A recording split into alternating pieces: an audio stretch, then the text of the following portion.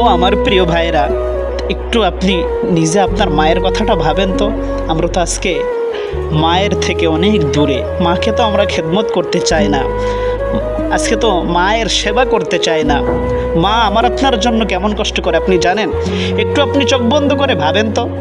যিনি আপনাকে এই পৃথিবীতে এনেছেন, যিনি আপনাকে এই পৃথিবীর আলোর মুখ দেখাইছেন, যিনি রাত জেগে আপনাকে দুধ পান করিয়েছেন, আপনার যেন ঠান্ডা লেগে না যায় এজন্য মা নিজের গরম কাপড়টা আপনাকে দিয়েছেন, আপনাকে জড়ায় রেখেছেন।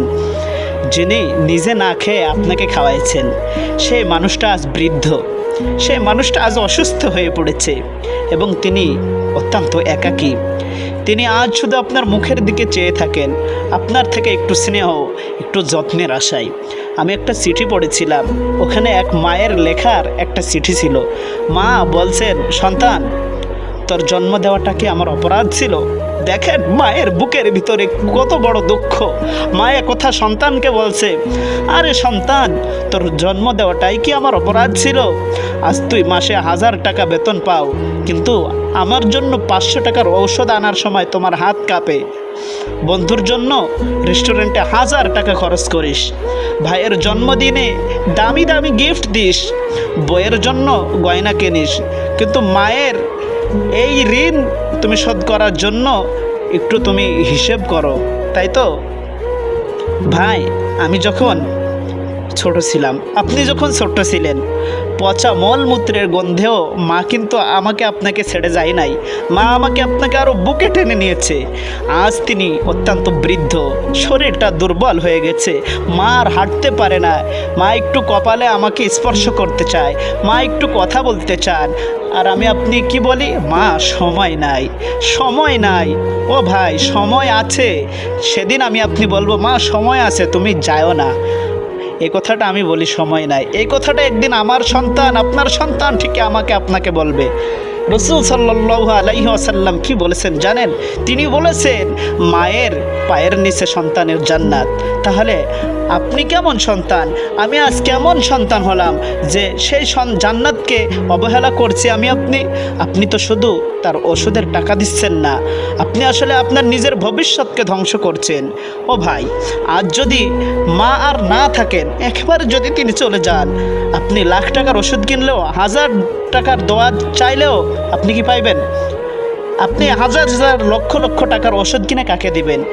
1000টা দোয়া করলেও সেই একবারের মতো মায়ের কোলে মাথা রেখে বলা যাবে না, মা আমি ভুল করেছি, মাফ করে দাও। এটা কি বলা সম্ভব? যদি মা মারা যায়, ও ভাই, সেদিন বুঝে আসবে। আজ যারা মা বাবার হক আদায় করছেন না, মা বাবার সাথে খারাপ আচরণ সর্বদা করছি, একটু স্মরণ রাখেন, একটু মনে রাখেন, জগতের সব সম্পর্ক একদিন বদলে যায়, জগতের সব সম্পর্ক একদিন শেষ হয়ে যায়, শুধু মা বাবার সম্পর্ক কখনো বদলায় না, বদলায় না। তারা আমাদের জন্য কাঁদে, জানেন? আর আমরা তো নিজেদের নিয়ে শুধু ব্যস্ত আর ব্যস্ত। ভাই, আজই ফিরে আসুন। মায়ের হাতে 500 টাকার চেয়ে দামি জিনিস কিছু নাই। এটা তার সন্তানের ভালোবাসা, তার সম্মান আর যত্ন।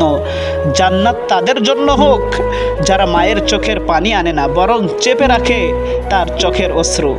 মা নিজে বলছিল কি জানেন, যে আমার স্বামী যখন মারা যায়, আমি চাইলে অন্য জায়গায় বিবাহ করতে পারতাম, কিন্তু আমার এই সন্তানের মুখের দিকে চেয়ে থেকে আমি বিবাহ করি নাই।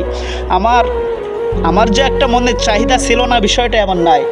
আমার মনে এটা হতো, যদি আমি অন্য জায়গায় বিবাহ করি, আমার এই সন্তানটা হয়তো আমার থেকে তেমন যত্ন পাবে না, তার যে বাবা হবে সেই বাবাটা হয়তো এরকে ভালোবাসবে না, এমন হাজার নির্যাতনের শিকার হবে। এটা ভেবে আমার সন্তানের দিকে তাকায় আমি আমার ভবিষ্যৎকে শেষ করে দিয়েছি। আমি নিজে অন্যের বাড়িতে কাজ করে করে আমার সন্তানকে মানুষের মতো মানুষ করার চেষ্টা করেছি। আমি নিজে না খেয়ে সন্তানকে খাওয়াইছি। আমি নিজের যতটুকু আমার জমি ছিল সেগুলো বিক্রি করে আমি সন্তানকে স্কুলে পড়ালেখা করাইছি। এই সন্তান আজকে বড় হয়ে আমাকে বৃদ্ধাশ্রমে রেখে আসছে। ওই মা বলেন, আমি কোনোদিন কল্পনাও করিনি যে আমার সন্তান আমাকে বৃদ্ধাশ্রমে রেখে আসবে। মা কাঁদছে আর বলছে, সেদিন আমার মনে বড় আঘাত লেগেছিল যে এই সন্তানটা আবার কেমন। এ মা নিজে সব কিছু কোরবান করে দিল সন্তানের জন্য, কিন্তু সন্তান শেষকালে এই অবদান দিল, শেষকালে মাকে এই উপহার দিল। মা বলছে আমার বিষ খেয়ে মরে যেতে মন চাচ্ছে।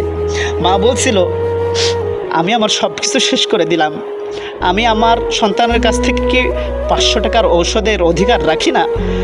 তার বইয়ের জন্য, নিজের সন্তানের জন্য হাজার হাজার লাখ টাকা খরচ করে, আমি মায়ের জন্য কি 5 টাকা 50 টাকার কি অধিকার আমার নাই? মায়ের কথা বলছিল। ও প্রিয় ভাইয়েরা, আমরা যারা মায়ের সাথে খারাপ আচরণ করি, জানেন মা যদি মারা যায় সেদিন বুঝতে পারবো যে মা না থাকার আফসোস কেমন। এই যে এখানে অনেক মানুষ আছেন না, ওই যে দেখেন কিছু মানুষ কাঁদছে, চোখ দিয়ে পানি ঝরছে, ওই লোকগুলা জানে মা না থাকার কষ্টটা কত বড়, বেদনা কেমন হয়। ও ভাই, আমরা এখান থেকে তওবা করি, ফিরে আসি। মায়ের সাথে আর কখনো খারাপ আচরণ করা যাবে না, মায়ের সাথে সর্বদা ভালো আচরণ করব।